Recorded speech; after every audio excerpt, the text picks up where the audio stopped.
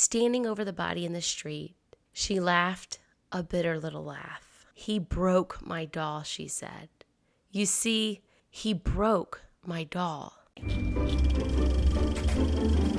Well, hello there. I'm Christina, and you're listening to History and Hearsay. Today's story was really hard to find information on. There is one article on Medium about it that got a few details of the story wrong, according to the information that I found on Ancestry.com and some old newspaper articles that I was able to dig up. So stick around until the end because I'm betting that this is one story that you've never heard before.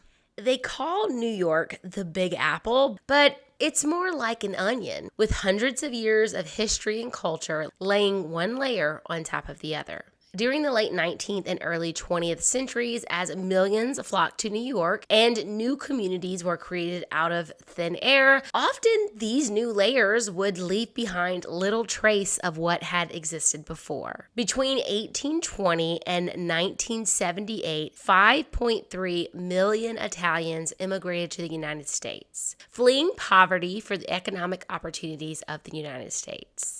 2 million of which came in only the 10-year period between 1900 and 1910. The first New York City neighborhood to be settled by large numbers of Italian immigrants in the late 1800s was East Harlem. These immigrants were primarily from southern Italy and Sicily, and at the time, Harlem was a mix of Irish, Jewish, and German immigrants. But by the turn of the century, this area was predominantly southern Italians and Sicilians. They crammed into decrepit tenement buildings. Many of them had no intention of staying long term. Yet they worked hard to recreate the traditional village life of southern Italy with the same food, music, festivals, cultural institutions, and influences. And this meant they had their own restaurants, churches, banks, funeral parlors, and social groups. This was very much like the village living that they were used to. Everybody knew everybody, and the families all looked out for each other. This area became known as Italian Harlem, and it was the first area in New York to be designated as Little Italy. By the 1920s, there were 100,000 Italians living in Harlem, and this area is arguably the most important historical Italian American community, one that influenced the fabric of their culture as well as the greater culture of New York.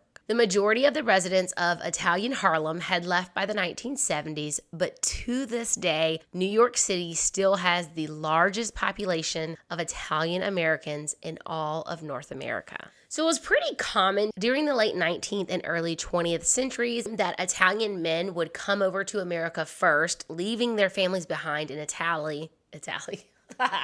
Leaving their families behind in Italy until they could establish themselves in New York. Antonio Sippa was one such man. Records from Ancestry.com suggest that he immigrated to New York first and then went back and forth between New York and Italy until he finally brought his family over in 1913. Antonio was a wood carver, and his family included his 28-year-old wife, Maria, 8-year-old son, Salvatore, and 2-year-old daughter, Catherine. Now, just a quick little side note.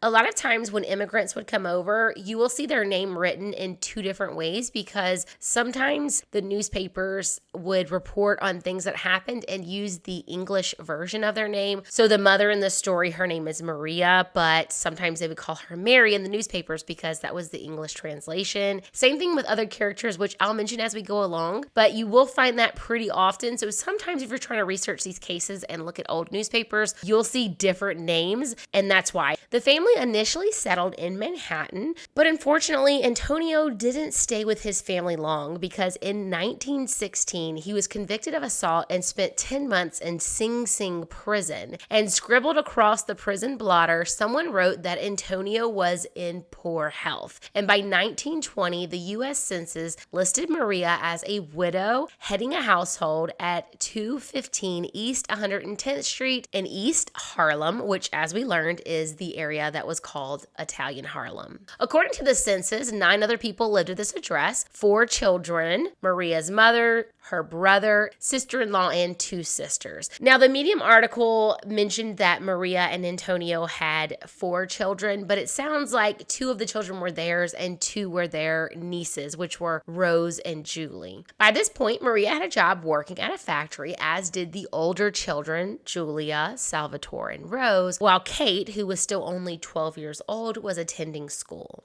Presumably, the other adults in the household had jobs as well, but I didn't see anything on that. Now, in order to bring in additional income, Maria had turned her home into a boarding house, and one of their boarders was Maria's cousin, a 30-year-old man by the name of Luigi Fino, or as some articles will refer to him, Louis, which of course is the English version of the name Luigi. Luigi was described as a handsome blonde Italian who was a diligent worker. He'd come over to America ahead of his wife and 2 children, and so he was working as a tile setter and sending money home to his family in Italy. Moving into the Sippa's boarding house seemed to be the perfect solution for both families. It provided an affordable place for Luigi to live, and it enabled Maria to make ends meet. Sadly, things weren't quite as peachy as they would appear. Catherine remembers how when she would wait on the table for boarders, Luigi's eyes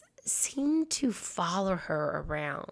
At first, Catherine said she was very friendly with him because she was friendly with all of her mother's boarders. But over time, there was a different light in his eyes. Now, being just 12 years old, she didn't understand why, but this light in his eyes frightened her. And a newspaper article printed on November 16th, 1926 tells the whole story. One day, Luigi came home early from work while Catherine was home alone. She was playing with her favorite porcelain doll when he came in, and she saw that strange light in his eye. And this time, she ran. But he chased her. Catherine ran frantically from room to room until she found herself trapped in the cellar with no place to go. She turned and faced him with her doll in her arms. He snatched her cherished porcelain doll and smashed it against the stone floor before turning back to Catherine and shattering her innocence in a similarly violent manner. After he was done, Luigi carried Catherine back to her own room and threatened that if Catherine told her mother, he would kill her. But he promised that he would get her a new doll. The attack was so violent that when Maria returned home from work 6 hours later, she found her 12-year-old daughter still unconscious on the floor. After Luigi's threats, Catherine was too scared to tell her mom what had happened. A few weeks later, Catherine became ill, and her mom tried several home remedies to help her, but none of them worked. And as time went on, Maria discovered that Catherine was pregnant.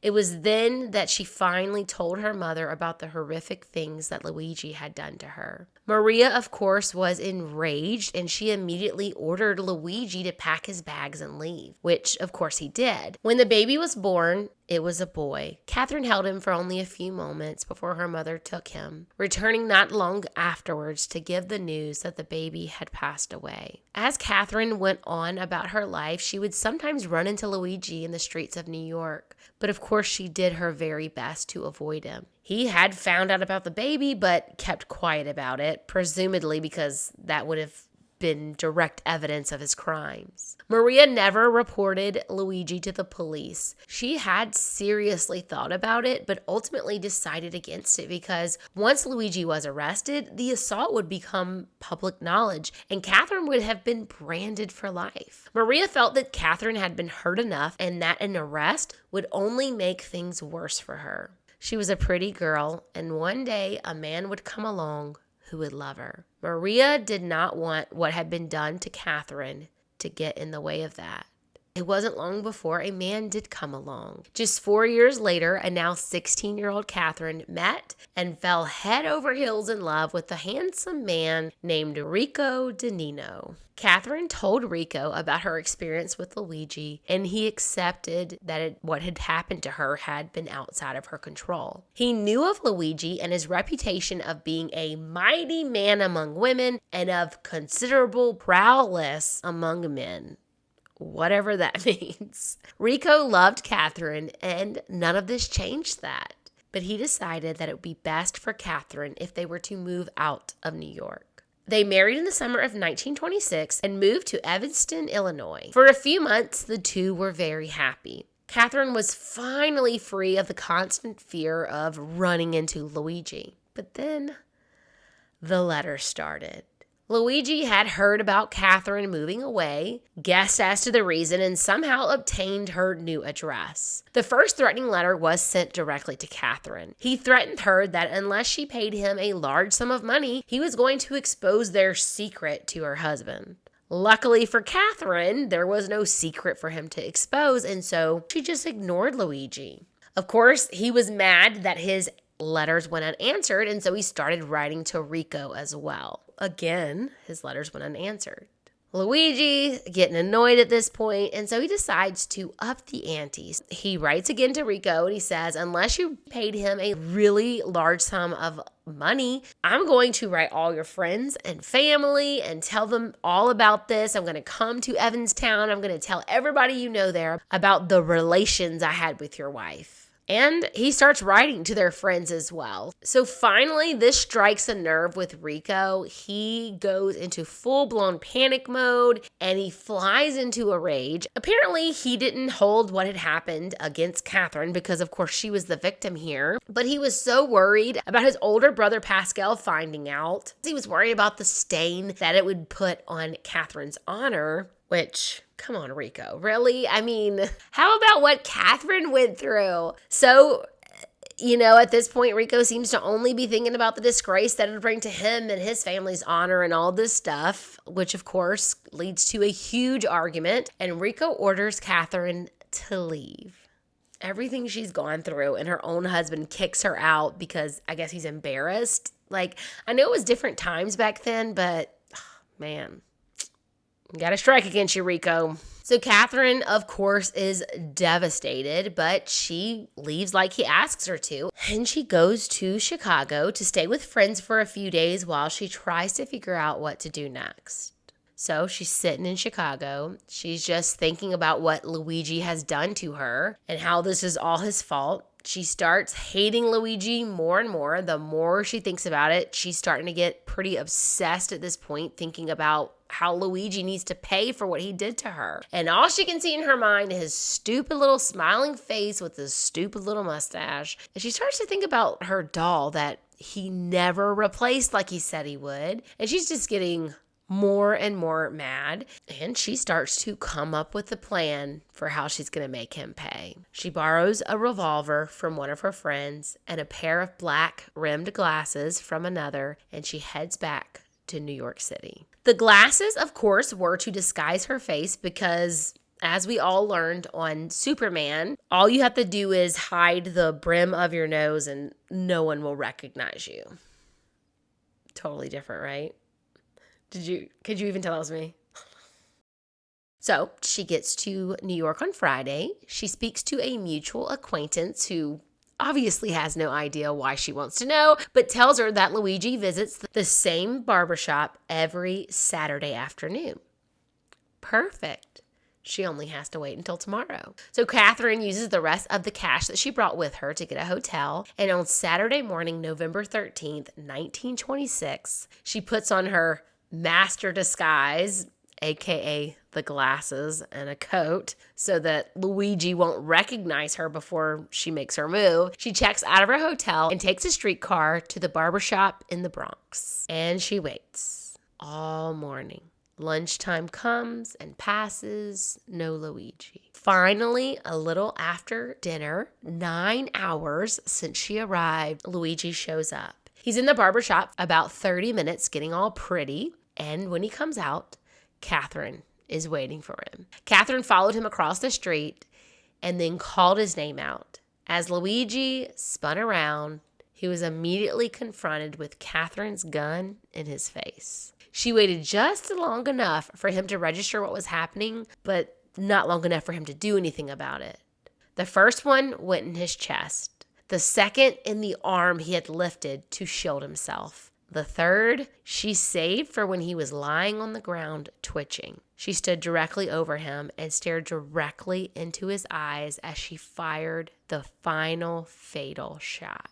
Distraught, Catherine brought the weapon to her own mouth and pulled the trigger, but the last bullet jammed, and Catherine just stood there in a state of shock as a crowd began to gather around her. 3 women who had witnessed the whole thing passed out from shock. Suddenly, a traffic cop broke through the crowd. Catherine turned and handed him the gun. "He broke my doll," she said, her eyes glittering. "You see, he broke my doll." Luigi Fino died in an ambulance on the way to the hospital. As Catherine was arrested, she said, "I killed him, and I'm sorry I killed him, but I'm not sorry he's dead." Charged for homicide, Catherine was held without bail pending a preliminary hearing. With the way the laws were written at the time, she would be facing the electric chair. After her initial statements about how he had broken her doll, Catherine eventually gave the police a full confession and explanation. She told him all about how Luigi had betrayed her when she was only 12 years old, and how 4 years later he was tormenting her yet again.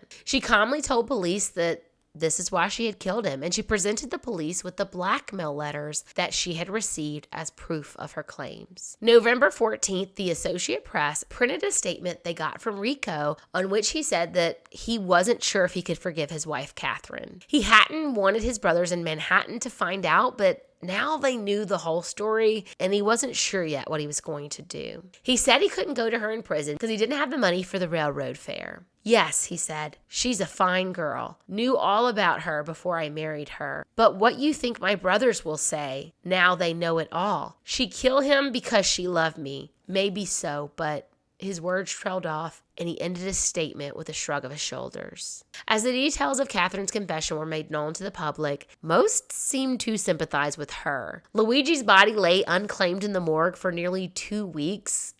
Seemingly even his own family didn't want to take him. And once he was finally buried, it was misreported as to where his grave was because of the fear that vandals would desecrate his grave. Now, I even found newspaper articles where they were talking about him in a pretty disparaging manner. Like, I found a few articles that said stuff like he was spreading all these, rumors and things, and she closed his lips forever. And I also saw a few articles that called him a monster. So it really doesn't sound like anyone felt sorry for Luigi. On November 15th, Samuel Goldstein, Catherine's attorney, announced that Harry K. Thaw, Pittsburgh heir to the Thaw millions, had telephoned him that a check for any amount would be sent him to pay for the expenses of defending the wife girl, which is what Catherine was being called in a lot of the newspaper articles. Harry Thaw was the son of the American coal railroad baron William Thaw, and he was heir to a multi-million-dollar fortune. He was well known for having murdered the renowned architect Stanford White in front of hundreds of witnesses at a rooftop theater in New York's Madison Square in June of 1906. White was Thaw's rival in business and other social circles, but what had caused Thaw's hatred for White was the fact that Thaw's wife, Evelyn, had confided in him that when she was only 16 or 17, she had been plied with alcohol and possibly other substances, and once she was unconscious, White had assaulted her. Seeing how badly this SA had affected his wife, Thaw's hatred for White grew and grew until he decided to do something about it.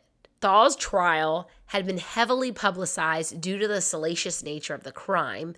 I mean, it's not often that someone does something like this in front of hundreds of witnesses. And also, this whole thing being a revenge killing, add in his family's wealth, and this trial was dubbed the trial of the century. Thaw's first trial ended in a hung jury, but in the second, the jury found him not guilty by reason of insanity. Now, all of this happened 20 years prior to Catherine's trial, but the full story of why Thaw had killed White had just recently come out in the year prior to this because Evelyn had finally decided that she was ready to tell her side of the story, and Thaw had written a book about the entire ordeal, which he entitled The Traitor. So, of course, when Thaw comes forward to pay for Catherine's defense, it was a big news story. Now, Thaw didn't initially come out and make any type of statement about why he did this, but of course, it was easy for people to speculate that he probably sympathized with Catherine because her whole situation was pretty similar to his own experience. Dorothy Frooks, Esquire from Frooks and Frooks, appeared to, I don't know, that was funny. So Dorothy Frooks, she comes forward to help in Catherine's defense. She is an attorney in her 20s, and when she gets put on Catherine's murder case, she becomes the first female to try a murder case in the United States. Catherine was declared unbalanced by psychiatrists, and a plea of temporary insanity was put up by the defense. Sophie Loeb, the president of the Child Welfare Committee of America, testified on Catherine's behalf, eloquently saying to the judge, "Too long has the girl been brought forward to the court and made to pay the penalty of the deed. Let it be known that, at least in this court, the man has been tried and found guilty for the crime of murder, rather than the woman." Margaret Woodrow Wilson, daughter of late United States President, also came forward and asked the judge to show mercy and attended the court hearings in support of Catherine. Other famous people, such as Broadway actresses like Nora Mays and Hazel Dawn, also came to the courtroom to watch the trial and show their support for Catherine. During her research for the trial, Dorothy discovered that the child that had been conceived as a result of Luigi's attack, the child that Catherine thought had died, was actually alive and well. Catherine's mother had simply adopted him out to trusted friends without telling Catherine, because she had felt that this would make Catherine's life easier. The adoptive parents, Mr. and Mrs. Alfred, were an older couple who had named their son Alfred after his adopted father. Upon his discovery, the child was brought to Catherine's cell to see her, and when the boy arrived, it was noted that Catherine was cool toward him, stating, "I only saw it for a moment, and I was too young to remember it. I had suffered too much. How can I feel any love for it?" Another bombshell dropped during the trial when it was discovered that Catherine was expecting, this time, of course, with her husband Rocco, which is part of the reason why she had been so grief-stricken when he had thrown her out on the street. To further determine her state of mind at the time of the shooting, Catherine was submitted to the psychopathic ward at Bellevue Hospital for evaluation. During all of this, Catherine remained hopeful that Rocco would forgive her, but Rocco kept coming up with excuses about why he couldn't visit her, and finally her lawyer intervened, making a call to Rocco directly, but when he still refused to come, Catherine said, "I suffered so much, I don't care if I live or die." However, eventually, Rocco came around, and by this time it was expected that Catherine's case would be suspended. So, laden with gifts and beaming with joy around the announcement of his child, Rocco visited Catherine in time to attend her sentencing and hopefully bring her home for Christmas. She was, of course, overjoyed and was quoted as saying, "The code of my people is death to the betrayer I killed. Women understand why I did it, but I am sorry for my unborn baby who may suffer. For its sake, and for the sake of my husband, I want freedom. In all my life, I've never known a happy Christmas. This one will be my happiest."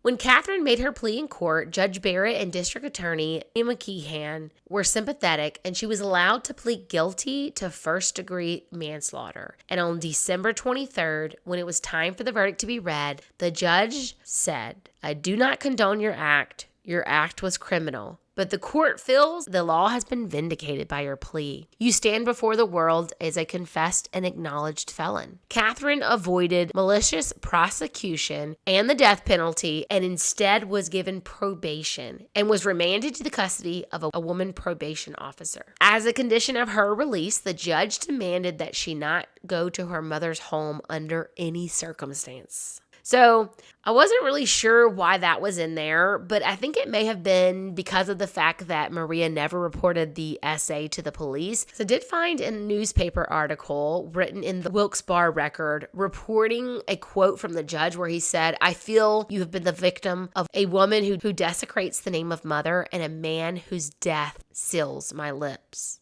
The judge said, "I want you and your husband to return to your home and start life afresh. Sentence is suspended." Catherine was barely able to control her sobs of happiness. Mrs. Loeb, president of the Child Welfare Committee, asked that this case be held as a precedent to stand for other judges as a pattern for similar cases. Harry K. Thaw was the first to shake Catherine's hand as she was freed. This case became monumental in the practice of looking at matters involving juveniles, immigrants, and women from a sociological as well as a psychological lens, which many felt was needed, as in the decades leading up to this, juvenile delinquents were often met with inescapable damnation when they came up against the justice system. And many felt that this case had great social significance. Though today we may still see many flaws in our justice system that are in need of repair, in those times, cases like this served as a beacon of hope for a better world. As for Catherine and her beloved Rocco, they had 2 more children and lived a long life retiring in Florida. So, what do you think? Was justice served in this case? To me, of course, I see this as a case of vigilante justice, which I can see as kind of a tricky situation. It can be a slippery slope, but it's really hard not to side with someone like Catherine, who not only had her innocence taken away from her, but continued to be tormented by the same monster who had attacked her. Catherine's fixation on her broken doll seemed to correlate with her loss of innocence, almost like something inside of her shut down and she was kind of stuck in her final moment of childhood. Let me know what you think in the comments down below, and until next time, check out some of my other episodes.